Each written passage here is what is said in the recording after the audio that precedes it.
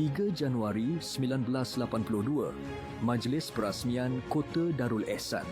Pada hari ini, dalam tahun 1982, Majlis Perasmian Kota Darul Ehsan disempurnakan oleh Duli Yang Maha Mulia Sultan Salahuddin Abdul Aziz Shah Al-Haj, Ibni Almarhum Sultan Hisamuddin Alam Shah Al-Haj, Sultan Selangor di sempadan antara negeri Selangor dan wilayah Persekutuan Kuala Lumpur.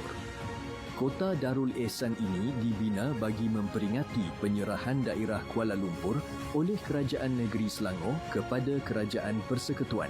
Dalam titah baginda, Duli Yang Maha Mulia Sultan Salahuddin menyatakan bahawa kota ini adalah satu kenangan bersejarah dan lambang pengorbanan tidak ternilai baginda dan seluruh rakyat negeri Selangor yang menyerahkan sebahagian daripada negeri Selangor kepada Kerajaan Persekutuan untuk dijadikan sebagai wilayah Persekutuan Kuala Lumpur.